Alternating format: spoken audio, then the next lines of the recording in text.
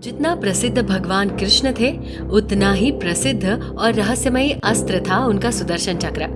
सुदर्शन चक्र में अद्भुत शक्तियां थी। सुदर्शन चक्र अलग तरह के कार्यों को एक साथ कर सकता था। तो चलिए जानते हैं सुदर्शन चक्र की शक्तियों और विशेषताओं के बारे में। जानेंगे आज के वीडियो में, इसलिए वीडियो में अंत तक बने रहे और साथ ही वीडियो को लाइक कर चैनल को सब्सक्राइब भी जरूर कर दे। साथ ही नीचे दिए गए घंटी के बटन को दबाना ना भूले। सुदर्शन चक्र भगवान विष्णु के पास कैसे आया? शिव पुराण के अनुसार भगवान विष्णु की तपस्या से खुश होकर भगवान शंकर ने उन्हें सुदर्शन चक्र दिया था।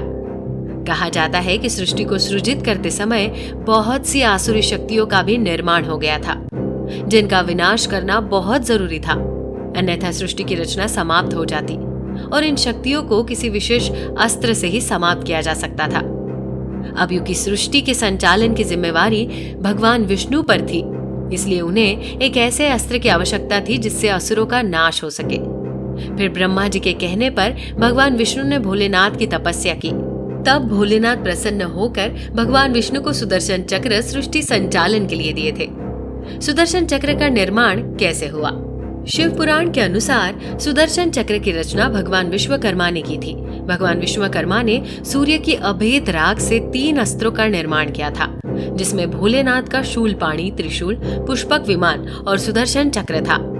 ये तीनों भोलेनाथ के पास थे, जिसमें से पुष्पक विमान रावण ने भोलेनाथ की तपस्या करके ले लिया, दूसरा सुदर्शन चक्र जिसे भोलेनाथ ने भगवान विष्णु को दे दिया और तीसरा त्रिशूल उन्होंने अपने पास रख लिया था। कुछ पुराणों के अनुसार सुदर्शन चक्र और भगवान विष्णु का शंख दोनों सतयुग के समय समुद्र मंथन में निकले थे, जिसे स्वयं भगवान विष्णु ने धारण किया था। ऋग्वेद के अनुसार सुदर्शन चक्र का वर्णन। ऋग्वेद में सुदर्शन चक्र का एक अलग ही वर्णन मिलता है।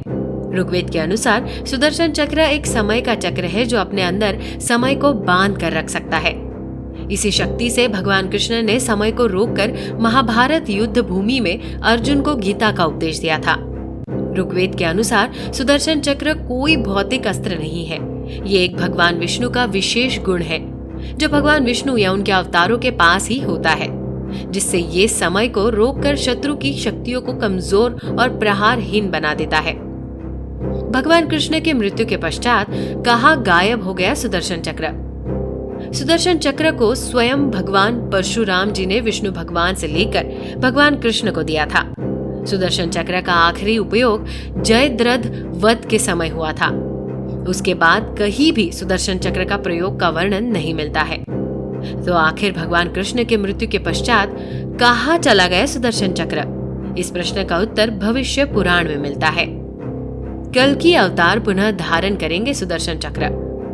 भविष्य पुराण के अनुसार भगवान कृष्ण के मृत्यु के बाद सुदर्शन चक्र पृथ्वी के गर्भगृह में समा गया था।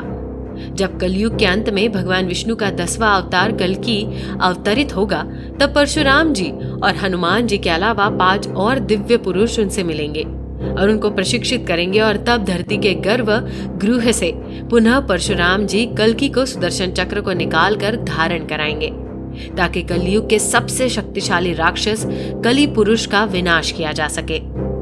भगवान विष्णु और उनके अवतार के अलावा कोई भी सुदर्शन चक्र को धारण नहीं कर सकता है।